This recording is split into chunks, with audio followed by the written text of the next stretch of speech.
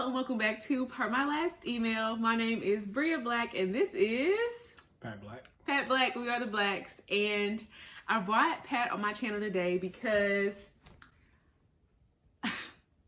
I'm often inspired by life and things happening in my life, which makes me want to make videos. And the latest thing that's happened in my life is my new job. And I was talking to my mentor about this new job, and we started talking about 401ks, and she started giving me all this financial advice, and I kind of started freaking out. And I called Pat. I was like, Pat, what is our retirement plan? How much do we have saved? What are we doing? What's going on? Mind you, this is very toxic because Pat pretty much handles all of the finances in our marriage. I'm looking to take on more responsibility, but I figured that it would be interesting for us to come on camera and kind of discuss, I guess, our financial journey on camera. Not to say that what we do is right or wrong. This is just what we do. I think it's important for people in this age group just to be transparent about what's going on financially, because you look on Instagram and everybody is in Mexico partying, but like, what's the finances like? You know what I'm saying? Like, what's really happening? And because we see all the good stuff, but we don't see the behind the scenes. And so this is just giving some exposure to a regular millennial couple, and what we do in our finances, pretty much, just to give y'all a different perspective. And maybe we do something that you like, or if you have something that you think we could improve on, definitely put that in the comments as well. But this is just a full transparency moment for you guys to just have insight into our lives. So that's what this video is about. If you're interested to hear about how we be swiping our cards and spending our coins, please stay tuned. Oh wow, it's a great intro. Thanks, babe. Yeah.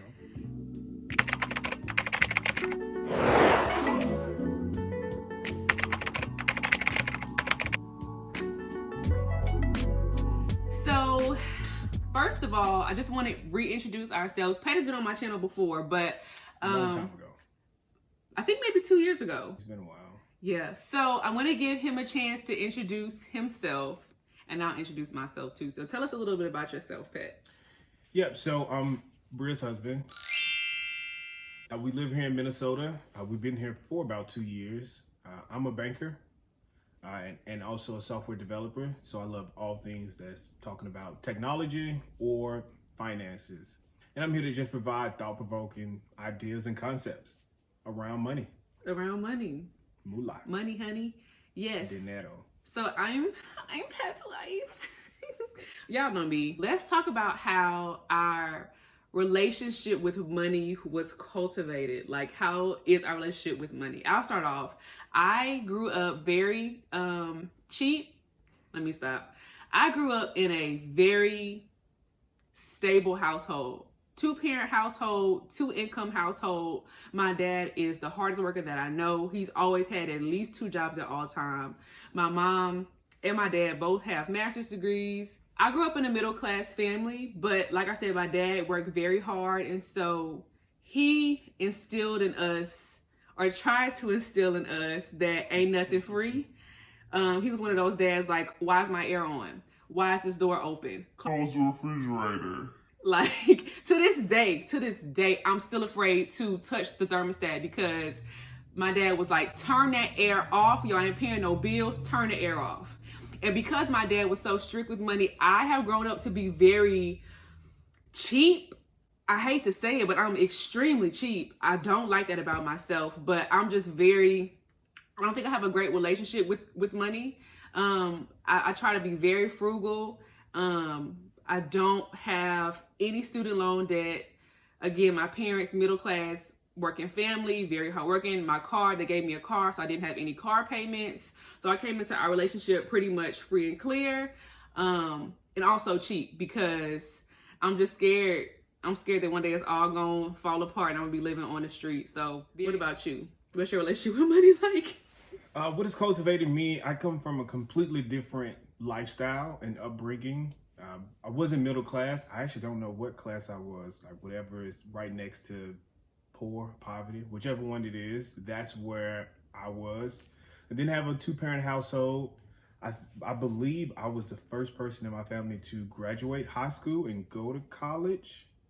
But many of my cousins have gone on to go to college after me. So I'm so glad I was able to inspire that. But money was always a second thought.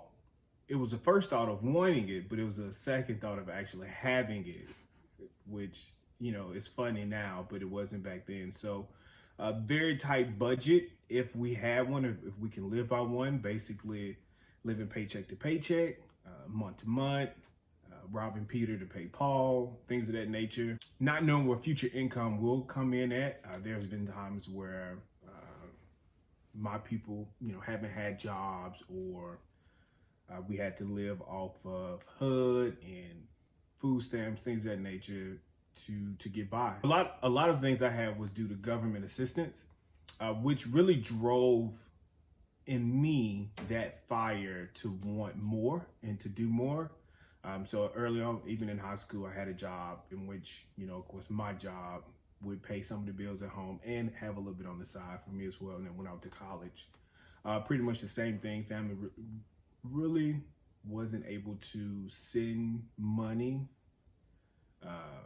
to college. So a lot of things I had to do just being on college scholarship and also having to borrow money to survive during the summertime. So it had a full ride scholarship, but also had student loans. So I don't know if that's a houseway oxymoron. So how do you think your upbringing cultivated your relationship with money today? To me, it's being a product of your environment, right? You're either gonna repel and be the opposite of what your current environment is, or you're gonna fall, subject to it, and then you become what your environment is. For me, my environment was not being financially savvy, so I wanted to be the opposite and actually be financially savvy, so that way, I don't have to continue to live that way, that I can kind of break the cycle and go on a different path. So after college, you started in the financial field, and you've been in the finance field for what, 6 years? Correct. I actually landed a financial job before I graduated college. Luckily for me, I majored in business and then focused in finance. So I knew I always wanted to go into that field, just because that was the field of many possibilities. If you knew how money worked and capitalism worked, then it's like, well, how could you ever be poor? Yeah, but being able to read a balance sheet was the corporate way of learning. But then also going into that field and getting a job in finance, you actually get what they call street smart, right? You know the ins and out of how people are living financially and things of that nature. So it taught me a lot, having an education and then also real world experience is kind of what I combined together to kind of give us the life that we have now. Yeah. And I would add that I don't know if it's me being a woman or me just not taking responsibility. My dad, what's happening outside? So I would say, I don't know if it's me being a woman or what, but I went from my dad's house where he was in charge of the finances, in charge of who made the financial decisions, who got what money, to being on my own in college, but still being under the jurisdiction of, my school is paid for, I can just go to the caf to eat meals. I had 1 year of being truly financially on my own when I was in grad school, and it drove me crazy. Like, I used to look at my budget every single day, like, oh my God, how am I gonna pay for this? How am I gonna pay for this? So when me and Pat got married, I literally just pushed all the financial responsibility onto him because I have no experience in that area. It makes me so anxious. And he was in finance. He went to school for this. He knows what to do. And so I pushed a lot of that responsibility on him. And as we progressed into our marriage, I realized how dangerous that is, because if anything were to happen to him, this is just full transparency, I don't even know how to pay our bills. I have no idea. That's so bad. Don't judge me, but I just don't. And so we're gonna just talk about and this is helpful for me too. We're gonna talk about our current financial goals and the plans that we have to get there and how we've been able to meet our financial goals. Or let's say, because I know we have future goals and we have past goals that we already met. What are some of the past goals that we've had and how did we meet those? What are some of the past goals? Yeah, let's say when we in our first 2 years of marriage, what were our primary financial goals? Past goals, I would say, was to immediately buy a house as soon as possible. build up our savings as fast as possible. I was definitely big on savings. Get our credit scores as high as fast as possible, Yeah. and control our debt. Just not get rid of debt, just control it. A little bit of both, right? So paying off debt, which really the only debt we had was my student loans. Paying off debt, and then also not accumulating debt as we continue living, because you can swipe that card here, swipe that card there. Let's focus on our old goals and how we got there. And then we can talk about our new goals and how we plan to get there. Old goals, just my upbringing, her upbringing, right? It kind of, I guess it was a great combination, right? It was a mesh, a good mesh. Great! I think it was a good mesh in the sense that she was already from a budget-friendly upbringing, whereas I had no choice but to be budget-friendly, right? Because you have none. And you do have it, but you ain't spending it, right? So that was what came together. So when we sat down at the table, we were literally on the same page about accumulation. And by any means, almost. But I think that's what really fueled us, because I talked to a lot of couples, married and unmarried, and they have such different financial goals or conversations about finance, and they're just not on the same page. And the thing about it is, there are sacrifices that have to be made. Yeah. It's not like we didn't want to have nice things or go nice places and things of that nature, but we knew we were more interested in delayed gratification. Yeah. So I would say when we first got married, we moved to Monroe, Louisiana, which has a low cost of living. And we decided that we didn't really want to live in Louisiana long term. So we weren't going to buy a house there, but we did want to save as much as possible. Right. And so we created a savings goal based on both of our incomes. Like, okay, this is how much we make. How much do we plan to save? We ended up getting a townhouse, I guess it was. Really nice townhouse. Super nice townhouse. Which I did regret like a month or two afterwards. Yeah, it was stainless steel appliances, 2 bedrooms, a tub and a shower, a jacuzzi tub, a double vanity. It was what, $1,100? Yeah, it's like $1,100. And then $1,500 with utilities. All of our bills for just the house were $1,500. Plus we had 2 cars. My car was paid off, so I only had insurance for my car. You had bought a car, but I think my car was paid off then too. I think my car was paid off when I left Jackson. Oh, because he just bought a car from. Yeah, I bought a car for like $3,000. Right. And just paid it off. Just paid off monthly. And so we had our house, our rent, utilities, only 2 car insurances, no car payments, phone bills, life insurance. Yep, life insurance. I knew immediately I wanted to do life insurance, because at that time you were 23? 23. 22. 23. No, you were 23. And that means I was 20. I was 22 and 20. I turned 23. You turned 23, yeah, yep. So she was 22. And I was 25. Dang. Because what, we 3 years apart? No, 2 years? Yeah, 3 years apart. 3 years, something like that. And I was like, all right, this is going to be perfect, because she's young, I'm still young. And like, we were able to get huge insurance policies on each other for, I think, $115. So like, we are definitely good in that department if something were to happen to either one of each other. So do you remember how much we spent or what our budget was in our first year?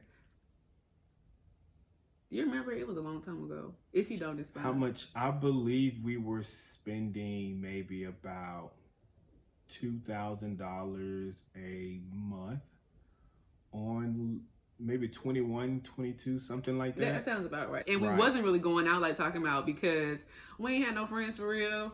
So we would go out like once a month, maybe twice a month, but we weren't going out. We were cooking a lot and just staying in the house. We were staying in the house. Like pre-COVID, we was in the house. Yeah. So we did that for about a year. But that helped, because early on, I wanted to use a strategy. So let me tell you this. Very early on, I said that we would live off one person's income. So all the bills and way of life would be paid off one person's income, but that income is going to a joint account. and then the other person's income would go to a savings account. So that way we weren't nitpicking budgets like, oh no, we're gonna pay this here with your budget, we're gonna pay. It was just plain and simple. Get all of our expenses, get our living expenses under one person's income, and just save the other person's income. Yeah. And we both have all the information for both accounts. So if we needed money for our own personal account, we just take it out whenever we need. And there's no like, hey, I'm about to take out $100. It's just like, if you think you need it, just take it out and it's good. Yeah. But we just have discretion to know, like, don't be wilding out. Yeah, I think we put like a cap on when you needed to talk to someone about a expense. And I think we gave each other like $100 to just do whatever you wanted with each month. And it worked out. Yeah, I think so. Until we moved. So we did that for a year, but then Pat was like, I hate paying this rent. $1,100 is too much. We don't even use the second bedroom, and we don't need all this fancy stuff. Let's move somewhere cheaper. And then also trying to accelerate how much we were saving. Because we saved a lot. That first year, we saved a lot. But that was the thing. It was like, all right, let me keep looking at what we have. And it's like, well, we have a 2-bedroom house with all this space, with all these nice things, but we're only using the living room and the bedroom. And that's it. Like, we didn't even use the second bedroom. So I was like, well, all right, well, cool. We're not using it. Cut it. Like, just boom, cut it. We were fully planning to cut our rent by, we were looking at an $800 place. Yeah. I think, we were planning to cut the budget, but then Pat got a new job. I did get a new job. Pat got a new job, which caused us to move to Colorado. Right. So when we moved to Colorado, Pat got a bump in his salary as well as a relocation bonus. And so when we got to Colorado, we ended up rooming with because he was only there for 3 months to train. Right. And then he would be moved somewhere permanently after that. So for the 3 months, we lived with roommates, 2 other guys in Colorado, in a 3-bedroom townhouse. And in Colorado, listen, Colorado is expensive. Yeah, it's super expensive. And there weren't a lot of places that allow short-term leases. So that's the 2 things that we were battling against. Finding somewhere that was affordable, especially affordable coming from a Monroe lifestyle. Right, for real. And then finding somewhere that would allow us to do a 3-month lease. Because we even rented all of our furniture. Yeah, we sold all of our furniture in our house. We sold everything in our house, and so what we did to move to Colorado, we sold Pat's car, and we put everything that we could fit into my car, and anything else that we couldn't fit, we sold it, and we drove that one car with a handful of our belongings to Colorado. And we rented our furniture, and we thugged it out. We met 2 cool people in Colorado that worked with us, and we stayed with them for 3 months. I think we paid $900 in rent. So our expenses got reduced even still by moving to Colorado. Lived there for 3 months. Had a bit of fun in Colorado. We had more friends then. And then we moved to Minnesota. Yep.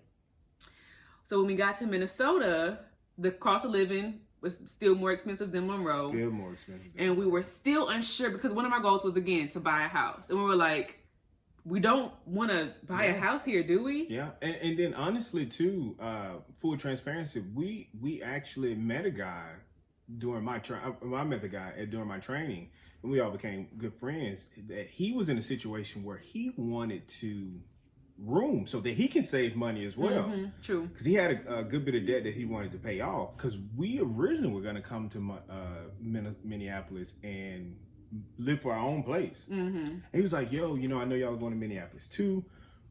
Would y'all be down to room? I know y'all roomed in Broomfield." And I was like, yeah, sure. Why not? I mean, you're a cool guy. You got goals. Like, you're not just saying, I'm going to room just to room. I'm rooming with someone to save money. Like, I have goals of getting out of debt. So it worked out perfectly. We found a place. A 2-bedroom place. 2-bedroom apartment. And we still kept the rent that we were paying around the same amount as Colorado. Still only had 1 car that was paid off. Still only had 1 car that was paid off. Still living off one person's income, just basically sharing an apartment with someone else as newlyweds. But we were on a mission. But I don't regret it at all because when we moved to Minnesota, we didn't know anybody, so he was our friend. So we used to go out to eat with him and hang out with him all the time, and he was a cool guy. So it was what it was.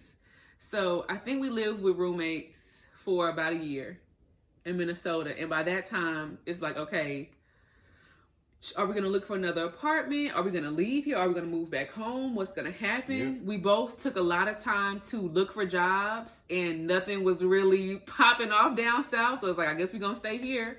So we started looking for apartments, and you were looking for a house to rent because we had decided we wanted to live on our own. Like, we stayed with the roommates for a year, and we were kind of ready to move out. Yeah, and then also we kind of felt like we were going to be here. Yeah. But I think because when we started looking down south, they weren't trying to pay us. So it's like, all right, fine, we'll thug it out here for a little while. And that's when we were looking for a new place. Mm-hmm. And wasn't really sure how the housing market was. So I was like, all right, we'll rent a place while we look for a place. Because again, we had that flexibility because we were only living off one person's income. So even if we were to buy a house, we could still juggle both the rent and the home. And I would just say that even during this time, even though we moved out with our roommates, we wanted to live by ourselves. I wasn't really necessarily looking to buy a house. I think we had looked at houses in Minnesota when we first got here. I was like, I'm not really feeling it. So I had full intent to rent. I was like, well, let's just rent because we could always, what if we leave next year? Like, what if we leave a year after that? So I wanted to just be more flexible. So we were looking for apartments. Literally, our lease ended in November. So we started to look for apartments at the beginning of November. We're looking. Pat went by this house to see about renting it. The guy was like, hey, well, this house is not for rent. I'm actually selling it. Are you looking to buy a house? And Pat was like, which was so weird. I mean, no, but maybe. And so the guy was like, well, when are you looking to move? Pat was like, well, our lease is up at the end of November, so we have to move in 3 weeks. And the guy was like, okay, well, let's try to find you a house in 3 weeks. So we started looking at houses. I think by the second week, we found a house that we liked. We seen maybe 6 or 7 houses. We found a house that we liked. Because we had the money saved up. Yeah, we were just sitting on it. We were just sitting on money. And it's like, bro, you really don't want money to just be sitting in your account. You want it to work for you, quote unquote. So yeah, I told him, I say, look, we got to find a house this weekend. If we don't find a house this weekend, we just go rent and keep it going. And awesome realtor. If you want any tips about what to look for in a realtor, I don't know if we have time for that. Not today. Not today? Not today.